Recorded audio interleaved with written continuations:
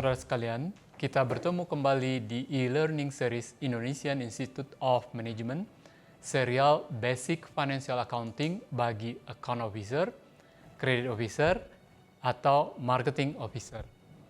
Nah, topik kita hari ini adalah Inventory dan Cost of Goods Sold atau COGS.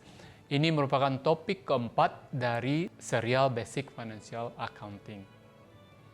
Adapun tujuan dari diskusi kita kali ini adalah yang pertama, kita akan melihat kategori dari inventory.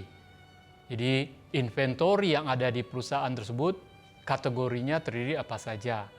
Kemudian, tentu saja kita akan berhubungan dengan harga pokok penjualan atau COGS, ataupun terkadang disebut juga dengan harga pokok produksi. Yang ini akan menentukan berapa besarnya keuntungan dari perusahaan tersebut.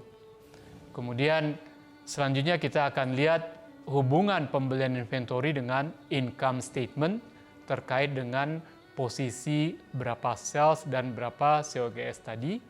Dan juga berikutnya ada cost flow dari inventory tersebut. Selanjutnya kita akan lihat dulu siklus operational bisnis dari perusahaan. Nah, nanti di sini kita akan lihat hubungan antara siklus bisnis dan inventory tersebut. Pertama, ada uang tunai dari perusahaan. Kemudian, si perusahaan tersebut membeli inventory. Beli inventory ataupun stok barang. Kemudian, setelah dia menjadi inventory di perusahaan, maka barang tersebut siap dijual. Kemudian setelah itu dijual ke pelanggan. Di sini akan muncul adanya account receivable kalau perusahaan menjual secara kredit dan kemudian ditagihkan ke si pelanggan untuk mendapatkan cash kembali.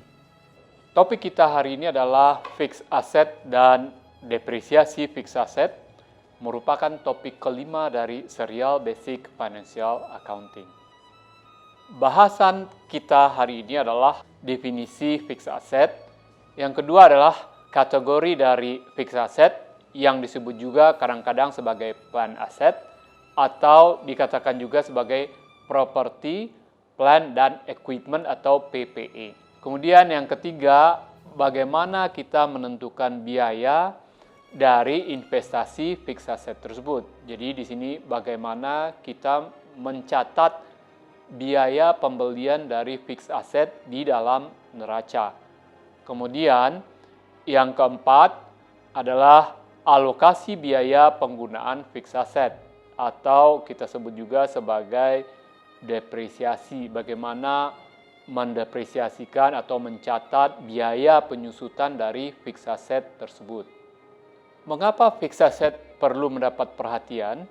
Pertama, kita lihat bahwa nilai rupiah fixed asset di dalam neraca akan berikan gambaran kepada kita seberapa besar investasi perusahaan di dalam membeli fixed asset untuk menunjang siklus operasional usaha.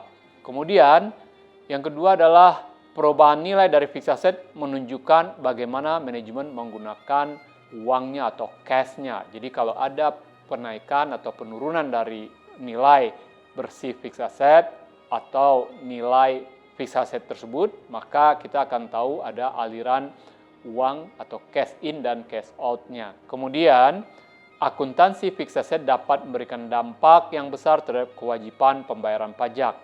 Jadi, kalau kita menempatkan atau mencatat biaya fixed asset tadi, ya, seperti yang kita diskusikan sebelumnya bahwa kalau kita mencatat biaya depresiasi lebih besar atau lebih kecil, itu akan memberikan pengaruh kepada income statement dari perusahaan nantinya. Kemudian selanjutnya kita akan melihat bagaimana kita mencatat investasi fixed asset di dalam neraca. Fixed asset dicatat berdasarkan harga perolehannya, yaitu biaya yang dikeluarkan untuk mendapatkannya atau biaya berapa harga pembelian serta memasangnya agar siap dapat digunakan. Setelah pemasangan, mungkin kita memerlukan training bagi orang-orang yang akan menjalankan mesin tersebut. Nah, biaya training juga kita anggap sebagai biaya dari investasi fixed asset tersebut. Sekarang kita lihat contoh bagaimana kita menghitungnya. Oke, di sini kita bisa lihat ada beberapa komponen. Yang pertama, harga beli dari mesin tersebut 100.000. Kemudian jika ada pajak pembelian maka itu pun dianggap sebagai dimasukkan sebagai biaya. Saya di sini 6.000. Kemudian kalau fixed asset tersebut di dalam perjalanannya perlu ada asuransi untuk menjamin bahwa barang itu tidak rusak atau kalau terjadi kerusakan bisa diklaim ke asuransi, maka biaya asuransi juga termasuk ke dalam pembelian atau harga dari fixed asset tersebut. Kemudian untuk pemasangan di pabrik dan untuk melakukan tesnya, kalau terdapat biaya maka itu juga masuk sebagai biaya perolehan fixed asset. Nah, di sini kita bisa lihat ada harga mesin, harga belinya, kemudian pajak, kemudian ada asuransi pengiriman dari fixed asset tersebut, dan terakhir pemasangan dan pengetesan dari fixed asset tersebut sampai dia bisa dijalankan atau dioperasikan oleh perusahaan.